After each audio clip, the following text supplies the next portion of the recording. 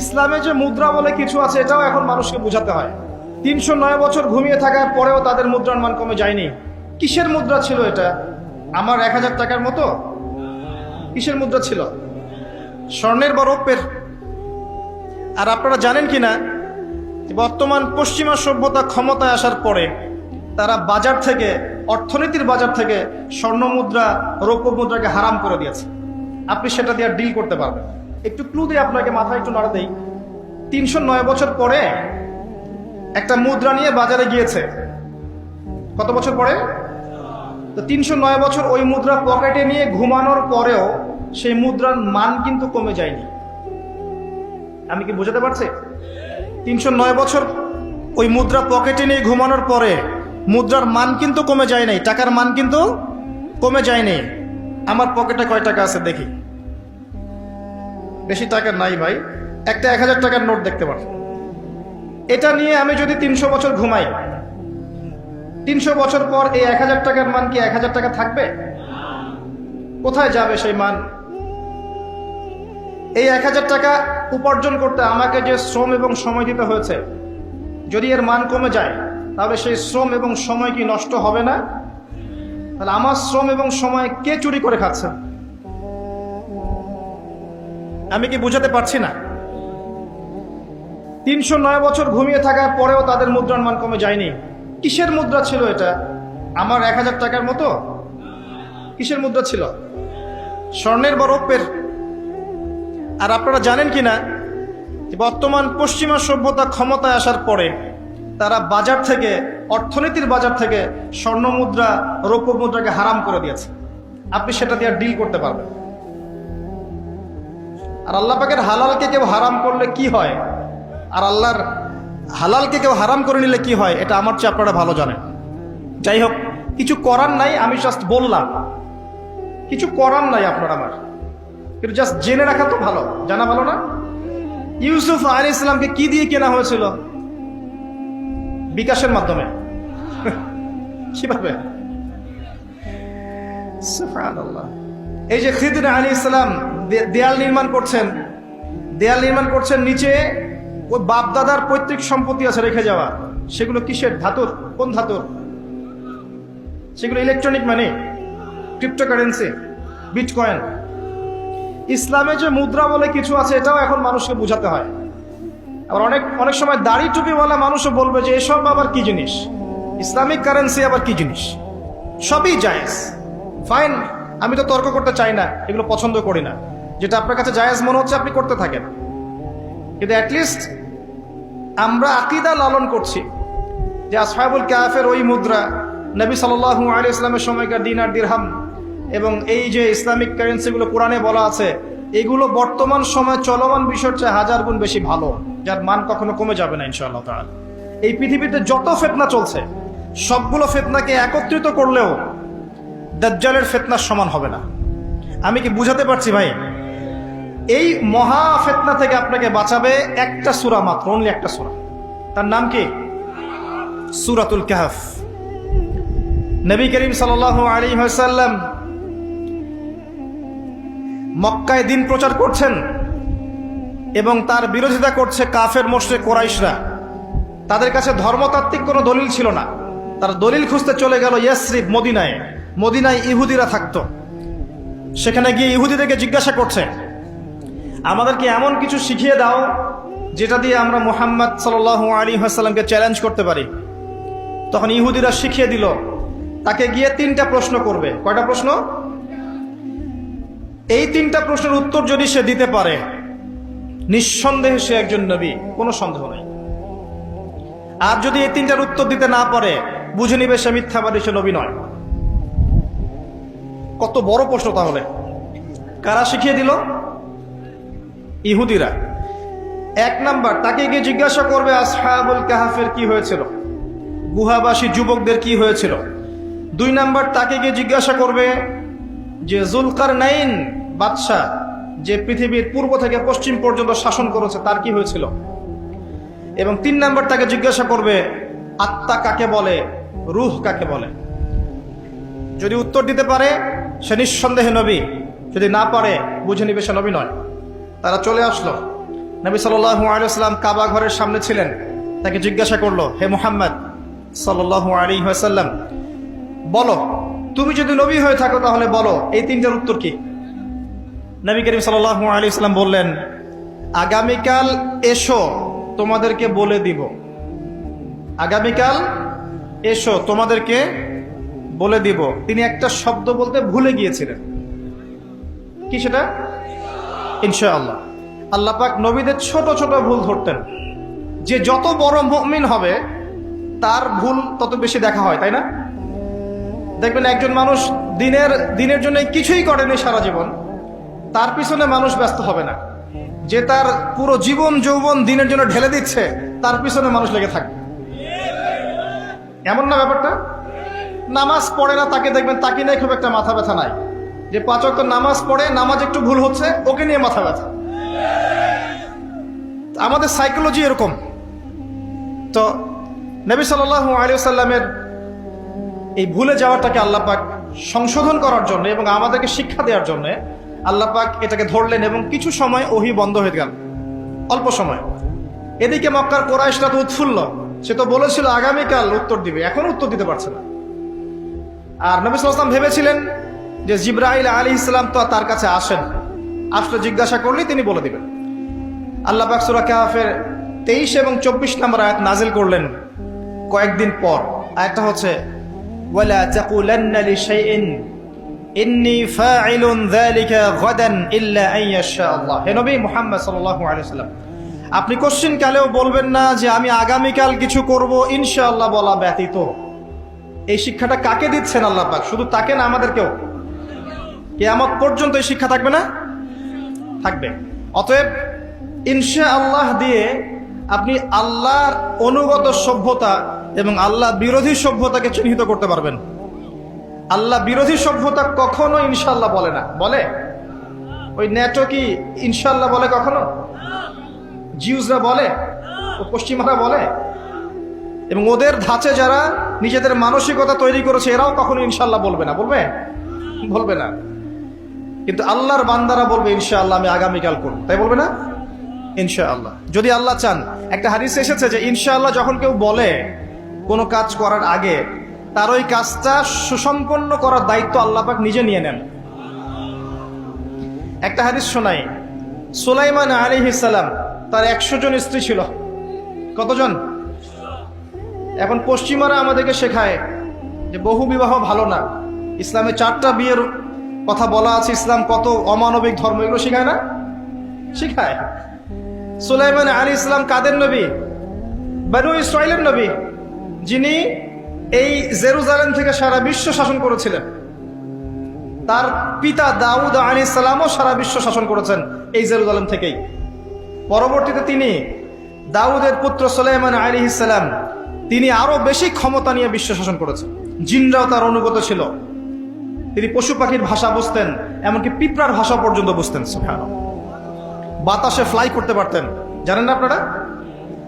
সুলাইমান আলাইহিস সালামের 100 জন স্ত্রী, তিনি বলছেন আজকে আমি আমার সব স্ত্রীর কাছে যাব এবং প্রত্যেকের গর্ভ থেকে একটা করে সন্তান আসবে এবং এই সন্তানরা আল্লাহর পথের মুজাহিদ হবে।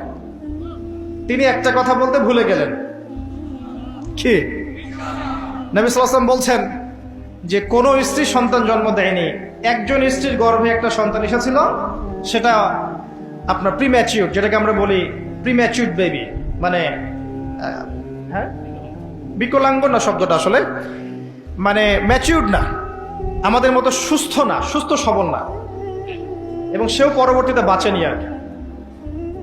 তো নবী সাল্লাল্লাহু আলাইহি ওয়াসাল্লাম বলছেন ওই দিন যদি সুলাইমান আলাইহিস সালাম ইনশাআল্লাহ বলতেন তাহলে তার কথাই সত্য হতো। ইনশাআল্লাহ ক্ষমতা বুঝতে পারছেন? যাই হোক, আল্লাহ পাক এই আয়াত নাজিল করার পরে নবী সাল্লাল্লাহু আলাইহি ওয়াসাল্লামকে এই 3টা প্রশ্নের উত্তর জানিয়ে দিলেন। আসহাবুল কাহফের কি হয়েছিল আপনি এই সূরার প্রথম দিকে পাবেন, প্রথম 2 পৃষ্ঠার মধ্যেই পাবেন।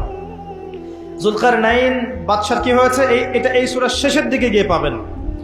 3 নাম্বার রূহ কাকে বলে, এটা আপনি এই সূরায় পাবেন না। এটা কোথায় আছে? শুকরান, সূরা বনী ইসরাঈলে আছে। এখানে একটা মেসেজ আছে, 2টার উত্তর একখানে আর একটা অন্য জায়গায় কেন?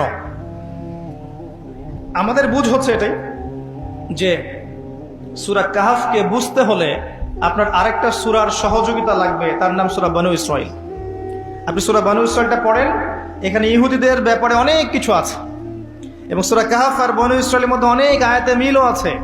দুটো একটা পেয়ার, যেমন সূরা ফালাক নাস একটা পেয়ার না? পেয়ার বলছেন জোড়া, জোড়া। সূরা ফালাক নাস একটা পেয়ার না, জোড়া না? সূরা কাফিরুন, সূরা ইখলাস একই রকম একটা পেয়ার না? এরকম কিন্তু সূরা এই যে ওয়াদ-দুহা ওয়াল-লাইলি ইযা সাজা, এই সূরা, তারপরে সূরা আলাম নাশরাহ লাকা সাদরাক একটা পেয়ার মনে হয় না? এরকমই সূরাতুল বনু ইসরাঈল, সূরা কাহাফ একটা জোড়া। তো আমি বনু ইসরাঈলের দিকে আপনাদেরকে ফোকাস করতে বলিনি আজকে, আমি বলেছি আপনারা সূরা কাহাফটা পড়বেন অন্তত। এই তিনটা ঘটনার পাশাপাশি সূরা কাহাফে আরো কিছু আছে। সূরা কাহাফে দুইজন ব্যক্তির ঘটনা আছে, যেই দুইজন ব্যক্তির মধ্যে একজন ধনী ছিল আর একজন গরিব ছিল। ধনী বন্ধু বস্তুবাদী ছিল, দুনিয়াদার এবং আল্লাহ বিরোধী, আর গরিব বন্ধু ছিল আল্লাহওয়ালা মানুষ, দুনিয়াদার না, আল্লাহওয়ালা মানুষ। আল্লাহ পাক এই দুই বন্ধুর কথোপকথন এবং ধনী বন্ধুর কি পরিণতি হয়েছে শেষমেশ, এটা এই সূরার মধ্যে বলেছেন। এটা একটা চমৎকার গল্প। ঠিক ধনী বন্ধু এবং গরিব বন্ধুর গল্প বলার পরে আল্লাহ পাক দুনিয়ার জীবনের উদাহরণ দিয়েছেন। দুনিয়ার জীবনটাও ঠিক এমনই, ঠিক ধনী বন্ধুটা দুনিয়াকে যেমন ভেবেছিল দুনিয়াটা এমনই। যাই হোক, এই সূরা আরো আছে ইয়াজুজ আর মাজুজের কথা, নাম শুনেছেন? শেষ জামানায় বিশাল একটা ফিতনা আসবে, তার নাম কি? ইয়াজুজ আর মাজুজ। ওরা না আসা পর্যন্ত কিয়ামত হবে না। আর আমরা দেখতে পাচ্ছি অলরেডি কিছু সভ্যতার মধ্যে তাদের খাসলত বা চরিত্র দেখা যাচ্ছে। আমি বলছি না যে ওরাই ইয়াজুজ মাজুজ, এটা বলছি না, স্বভাব চরিত্র বলছি। কি চরিত্র? ইন্না ইয়াজুজ ওয়া মাজুজ মুফসিদুনা ফিল আরদ। ইয়াজুজ আর মাজুজ সম্পর্কে দুইটা আয়াত আছে মাত্র কোরআনে, মাত্র দুইটা। একটা সূরা আম্বিয়ার মধ্যে আর একটা হচ্ছে সূরা কাহফের মধ্যে। সূরা কাহফে আল্লাহ পাক বলছেন ইন্না ইয়াজুজ ওয়া মাজুজ মুফসিদুনা ফিল আরদ। ইয়াজুজ আর মাজুজের চরিত্র হচ্ছে তারা দুনিয়াতে ফিতনার ফাসাদ সৃষ্টি করেছে। কি করেছে? তাহলে যারা এখন সারা বিশ্বব্যাপী ফিতনার ফাসাদ সৃষ্টি করছে, তাদের চরিত্র কার সাথে তুলনা করা যায়? এটা কি অপরাধ হবে? এই সূরার মধ্যে এটা আছে। এই সূরার মধ্যে আরো আছে একটা বিশাল ঘটনা এবং সবচেয়ে ইম্পর্টেন্ট ঘটনা, সেটা হচ্ছে নবী মূসা আলাইহিস সালাম এবং খিদর আলাইহিস সালামের ঘটনা। নবী মূসা আলাইহিস সালাম ভাষণ দিচ্ছিলেন এবং জনগণের মধ্যে একজন বললেন, আপনি তো অনেক চমৎকার ভাষণ দিচ্ছেন, আপনার চেয়ে কোনো জ্ঞানী মানুষ কি আছে? নবী মূসা আলাইহিস সালাম বলেছেন, না, নেই।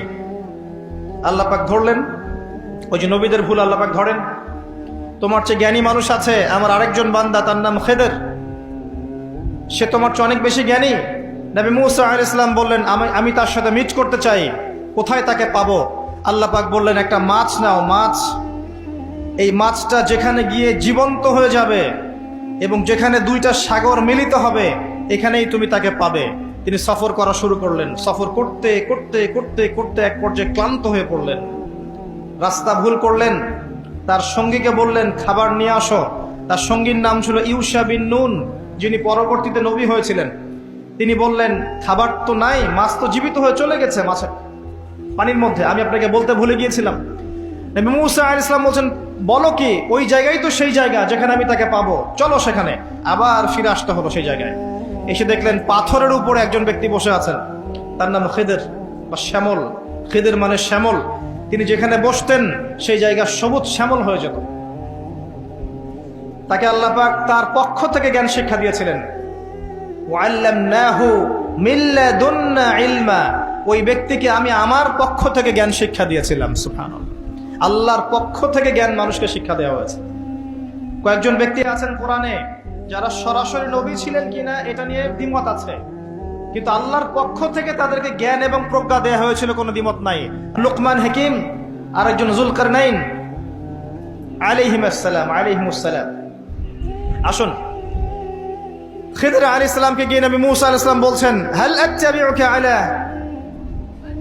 আত্তাবিউকা আলা আন তুআল্লিমানি মিম্মা উল্লিমতা রুশদা। আমি কি তোমার ইত্তেবা করতে পারি এই শর্তে যে আল্লাহ আপনাকে যে জ্ঞান শিখিয়েছেন সেটা আমাকে শেখাবেন? খিদর আলাইহিস সালাম বললেন, ইন্নাকা লান তাসতাতিআ মাইয়া সাবরা, তুমি আমার সাথে ধৈর্য ধরতে পারবে না। নবী মুসা আলাইহিস সালাম বললেন, সাতাজিদুনি ইনশাআল্লাহু সাবিরান ওয়ালা আসি লাকা আমরা, ইনশাআল্লাহ আমি ধৈর্য ধরবো, আমাকে আপনার কাজে বিঘ্ন সৃষ্টিকারী পাবেন না। ঠিক আছে, ইনশাআল্লাহ বলেছো, চলো এখন। কিন্তু নবী মুসা আলাইহিস সালাম ধৈর্য ধরতে পারেন নাই, শেষে গিয়ে আপনি দেখতে পারবেন। খিদর আলাইহিস সালাম আগেই সেটা বুঝতে পেরেছিলেন। যার কাছে আল্লাহর পক্ষ থেকে জ্ঞান থাকে সে অনেক দূর পর্যন্ত দেখতে পারে। আমি কি বোঝাতে পারছি?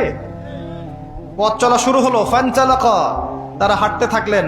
একবার নৌকা ফুটা করে দেয়া হলো, শর্ট করে বলছি আমি। একবার একটা বাচ্চাকে হত্যা করলেন, আর একবার একটা দেয়ালকে নির্মাণ করলেন। আজকে গিয়ে পড়বেন সূরাটা, শেষের দিকে আছে। তিনবারই মুসা আলাইহিস সালাম বললেন, আপনি এটা কি করছেন? নৌকা ফুটা করলেন কেন?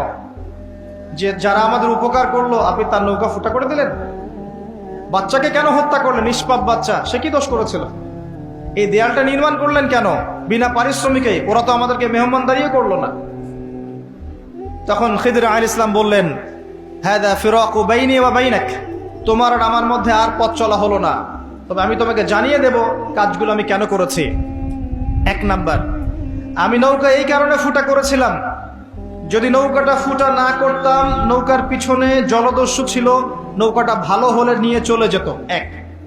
তাই আমি তার কোনো ক্ষতি করিনি, তার উপকার করেছি।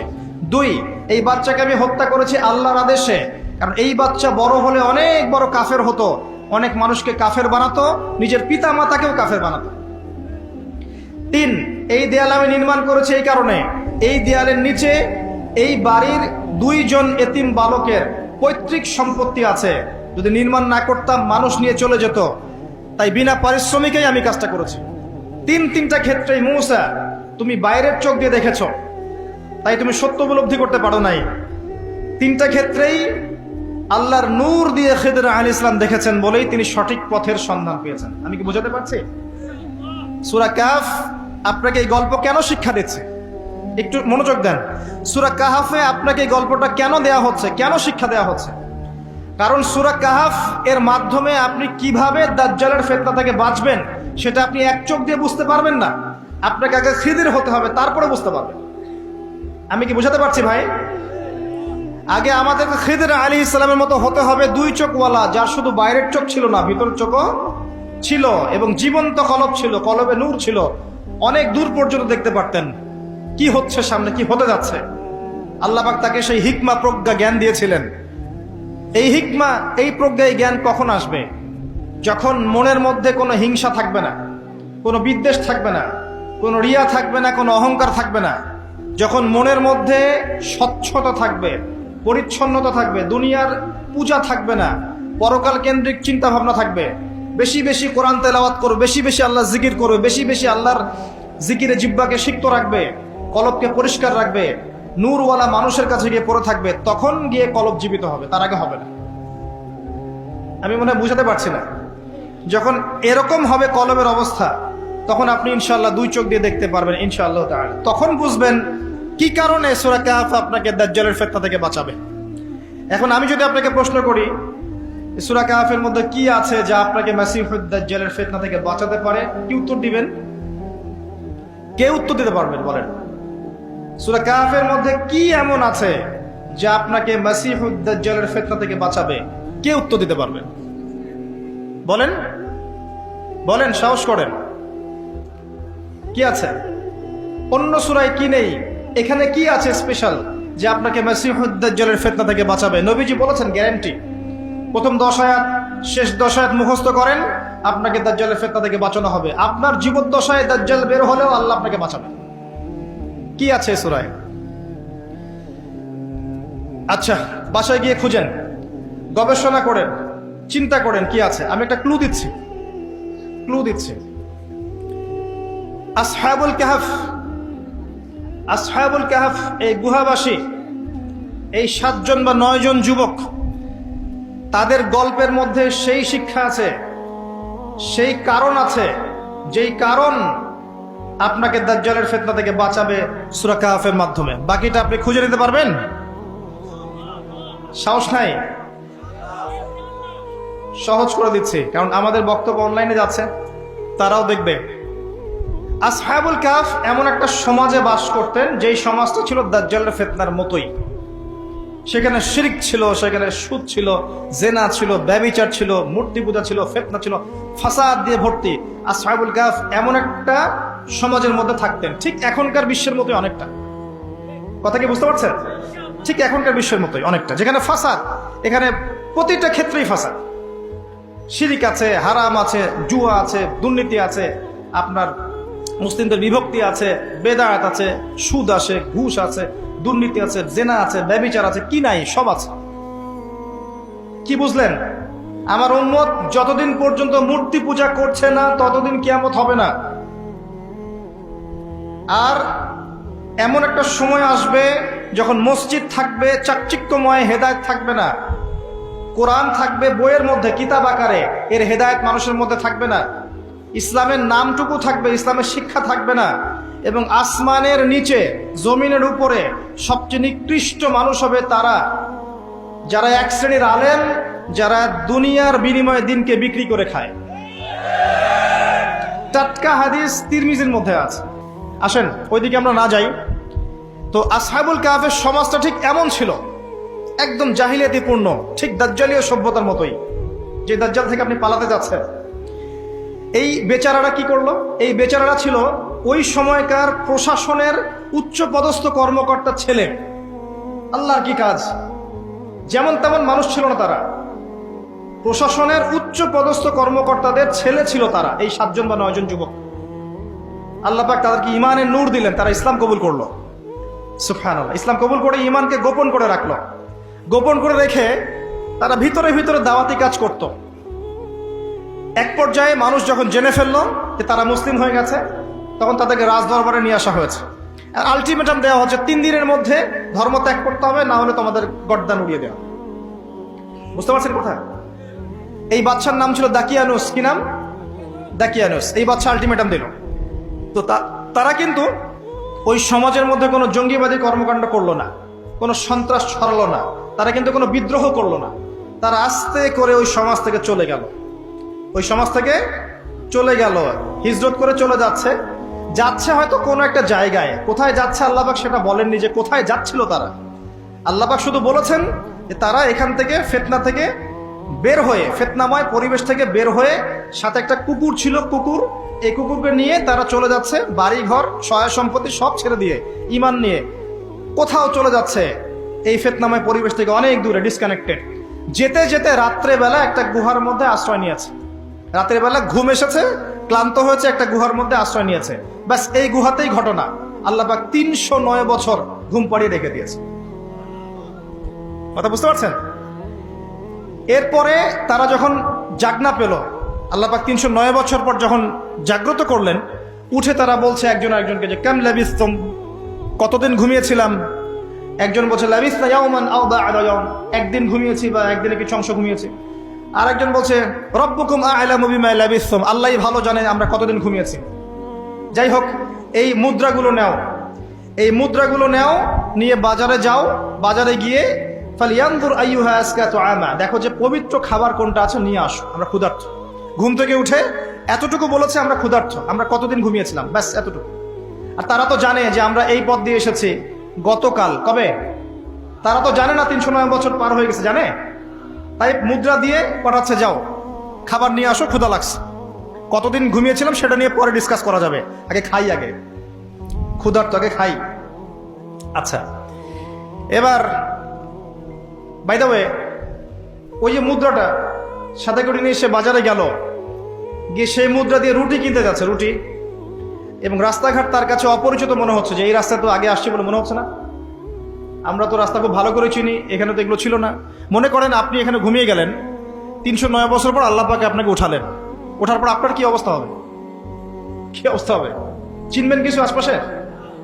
আপনি তো মনে করেন স্বপ্ন দেখছেন আপনি, অথবা আপনি পাগল হয়ে গেছেন, তাই না? ওদেরও সেম অবস্থা হলো। এই বেচারা যে বাজারে গিয়েছে মুদ্রা নিয়ে, ওর তো অবস্থা খারাপ। কি অবস্থা, আমি কোথায় আসলাম? যাই হোক, মুদ্রা দিয়েছে, রুটি কিনতে চাচ্ছে। এবার মুদ্রাটা দেখে রুটিওয়ালা বলছে যে এই গুপ্তধন কোথায় পাইছো ঠিকঠাক বলো, নাহলে কিন্তু পুলিশের হাতে তুলে দেবো। গুপ্তধন কোথায় পাইছো? এ বলে যে কিসের গুপ্তধন? আমরা এখানকার প্রশাসনের ছেলে, এটা আমাদের টাকা, গুপ্তধন পাবো কোথায়? গতকালকে এখান থেকে বের হয়েছি, গুহায় রাত কাটালাম, আজকে চলে আসি। এ বলছে পাগল হয়ে গেছে। এখানে তো দাকিয়ানুস বাদশার সিলমোহর দেওয়া আছে, আর দাকিয়ানুস বাদশা তো 300 বছর আগে মারা গেছে, আমাকে পাগল মনে করো? এগুলো বলছে সে। এবার চিন্তা করেন ওই ব্যক্তির কি অবস্থা। কথা কি বুঝতে পারছেন? ঘটনা কি মজার না? অ্যামেজিং ব্যাপার। আল্লাহ পাক তাই বলছে, আম হাসিবতা আন্না আসহাবাল কাহফি ওয়ার রাকিম কানু মিন আয়াতিনা আজাবা। হে নবী, আপনি কি ভেবেছেন আসহাবুল কাহফের ঘটনাটা অদ্ভুত বিস্ময়কর ঘটনা ছিল? আসলেই তাই ছিল, আসলেই তাই ছিল। একটু ক্লু দিয়ে আপনাকে মাথা একটু নাড়া দেই। 309 বছর পরে একটা মুদ্রা নিয়ে বাজারে গিয়েছে। কত বছর পরে? তো 309 বছর ওই মুদ্রা পকেটে নিয়ে ঘুমানোর পরেও সেই মুদ্রার মান কিন্তু কমে যায়নি। আমি কি বোঝাতে পারছি? 309 বছর ওই মুদ্রা পকেটে নিয়ে ঘুমানোর পরে মুদ্রার মান কিন্তু কমে যায় নাই, টাকার মান কিন্তু কমে যায়নি। আমার পকেটে কয় টাকা আছে দেখি। বেশি টাকা নাই ভাই, একটা 1000 টাকার নোট দেখতে পার। এটা নিয়ে আমি যদি 300 বছর ঘুমাই, 300 বছর পর এই 1000 টাকার মান কি 1000 টাকা থাকবে? কোথায় যাবে সেই মান? এই 1000 টাকা উপার্জন করতে আমাকে যে শ্রম এবং সময় দিতে হয়েছে, যদি এর মান কমে যায় তাহলে সেই শ্রম এবং সময় কি নষ্ট হবে না? তাহলে আমার শ্রম এবং সময় কে চুরি করে খাচ্ছে? আমি কি বুঝাতে পারছি না? 309 বছর ঘুমিয়ে থাকার পরেও তাদের মুদ্রার মান কমে যায়নি। কিসের মুদ্রা ছিল এটা? আমার 1000 টাকার মতো? কিসের মুদ্রা ছিল? স্বর্ণের বা রৌপ্যের?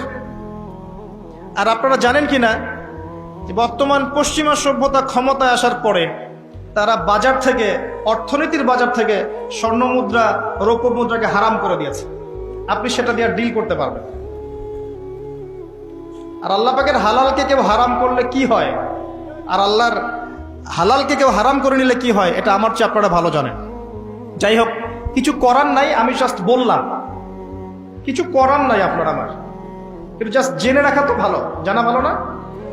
ইউসুফ আলাইহিস সালামকে কি দিয়ে কেনা হয়েছিল? বিকাশের মাধ্যমে। কিভাবে? সুবহানাল্লাহ। এই যে খিদর আলাইহিস সালাম দেয়াল নির্মাণ করছেন, দেয়াল নির্মাণ করছেন, নিচে ওই বাপদাদার পৈতৃক সম্পত্তি আছে রেখে যাওয়া। সেগুলো কিসের? ধাতুর। কোন ধাতুর?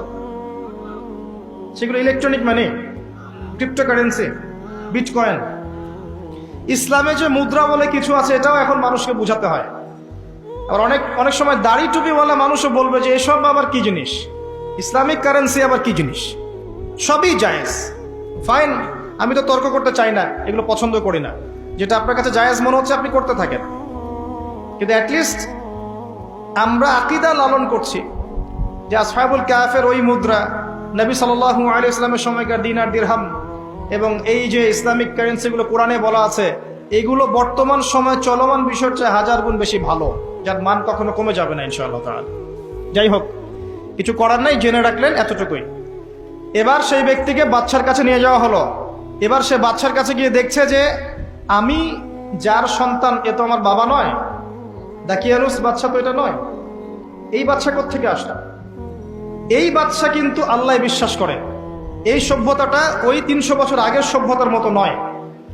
এরা আল্লাহকে বিশ্বাস করে, ইসলামিক বিষয়গুলো মেনে চলে, কিন্তু পরকালে বিশ্বাস করে না যে আল্লাহ মৃত্যুর পরেও পুনরুজ্জীবিত করাতে পারেন, এটা বিশ্বাস করে না। এবার এই বাদশা, দ্বিতীয় বাদশা বলছে 300 বছর পরের, যে তোমরা কি সেই 7 জন বা 9 জন যুবক যারা 300 বছর আগে এখান থেকে চলে গিয়েছিল? এবার এই ব্যক্তির বুঝে আসলো যে হ্যাঁ, হয়তোবা অনেক সময় পার হয়ে গেছে। দাকিয়ানুস বাদশা কোথায়? 300 বছর আগে মারা গেছে, তার মানে তো 300 বছর পার হয়ে গেছে। হ্যাঁ, আমরাই সেই যুবক। তোমার বাকি সাথীরা কোথায়? বাকি সাথীরা গুহায় আছে। আমরা কি যেতে পারি? হ্যাঁ, যেতে পারেন, চলেন। সবাই গিয়ে দেখলেন, হ্যাঁ, বাকি সাথীরা গুহার মুখে দাঁড়িয়ে আছে। 300 বছর পরে আল্লাহ পাক 9 জন যুবককে ঘুম থেকে উঠিয়ে একটা পুরো সভ্যতাকে হেদায়েত দিলেন যে পরকাল বলতে কিছু আছে, যে আল্লাহ 300 বছর ঘুম পাড়ানোর পরে মানুষকে জীবিত করতে পারেন। নিঃসন্দেহে সে আল্লাহ মৃত্যুর পরে মানুষকে বলেন পুনরুত্থিত করতে পারেন। কোনো সন্দেহ আছে? সন্দেহ নাই। এটা প্রমাণ করলেন আল্লাহ পাক। এখানে আপনার দাজ্জালের কি সম্পর্ক? তারা যে সমাজ থেকে পালিয়ে গিয়েছিলেন সেই সোসাইটিটা ওই রকমই ছিল। দাজ্জালের সাথে আপনি ফাইট করতে পারবেন না। নবী ঈসা আলাইহিস সালাম সেই কাজটা করবেন, সেটা আম মুসলিমদের পক্ষে সম্ভব নয়। সবচেয়ে ভালো অপশন, নিজেকে ফিতনা থেকে ডিসকানেক্টেড করে ফেলেন, আসহাবুল কাহফের মতো। আপনি ফিতনা থেকে বেঁচে থাকবেন ইনশাআল্লাহ। আমি ক্লু দিতে পেরেছি? আমর ইবনে আস রাদিয়াল্লাহু আনহু বলছেন, ইয়া রাসূলুল্লাহ, যখন ফিতনার যুগ আসবে আমি কি করব?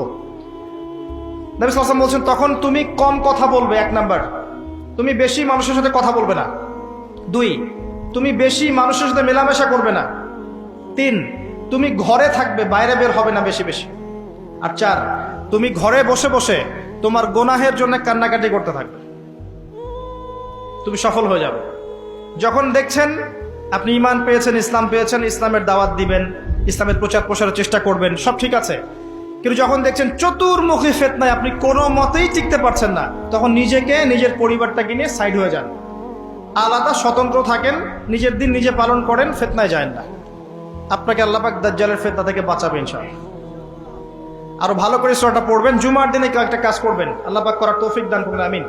আবার বলছি, সকাল সকাল ওই যে সালাতে আদায়ের কথা, 2 নাম্বার দরুদ বেশি বেশি পড়া, 3 নাম্বার দোয়া করা, 4 নাম্বার কি সূরা কাহফ অন্তত একবার অর্থ সহ পড়বেন।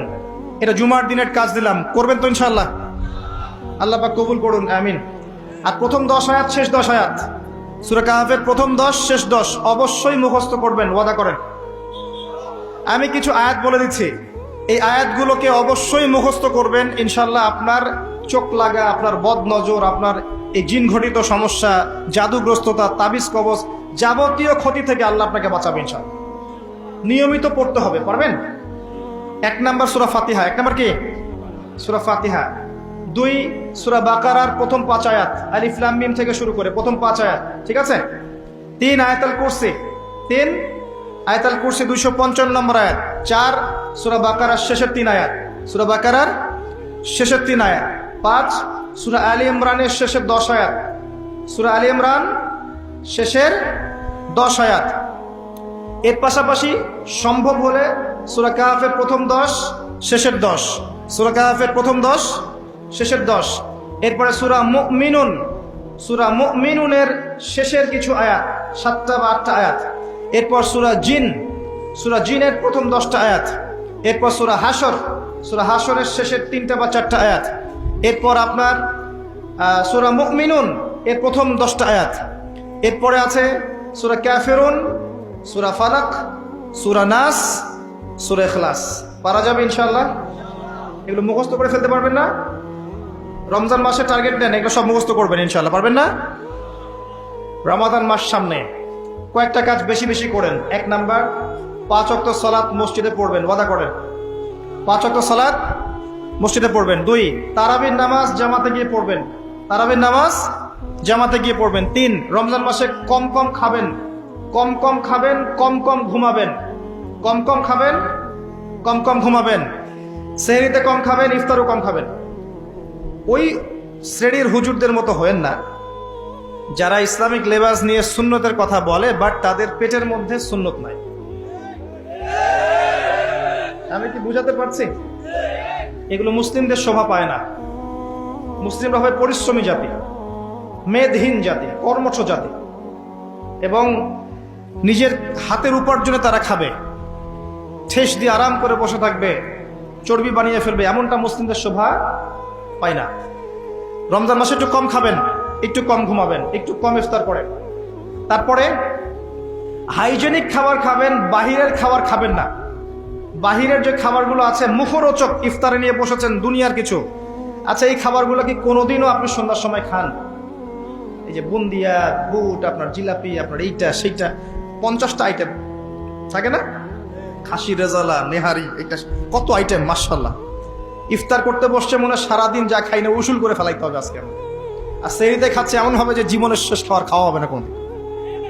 কথা বুঝতে পারছেন? জীবনেও তো সন্ধ্যার সময় এগুলো খাই না, আমরা খাই এগুলো। যে যত বেশি খাবে সে তত অসুস্থ হয়ে যাবে। নর্মাল খাবার খান, সিম্পল নর্মাল খাবার খান, বাহিরের খাবার অ্যাভয়েড করেন, এগুলো আপনাকে অসুস্থ করে ফেলছে। ম্যানুফ্যাকচার্ড খাবার বেশি খাইতে যায় না। যাই হোক, আসেন বেশি বেশি হাইজেনিক খাবার খান, সুন্নাহসম্মত খাবার খান, পানিও খান বেশি করে, ফ্রুটস খান বেশি করে, আপনি সুস্থ থাকার চেষ্টা করেন। একটু ব্যায়াম করেন, এক্সারসাইজ করেন, হাঁটাহাঁটি করেন, কাজ করেন, ইনশাল্লাহ দেখবেন আপনি সুস্থ আছেন। আল্লাহ পাক তৌফিক দান করুন।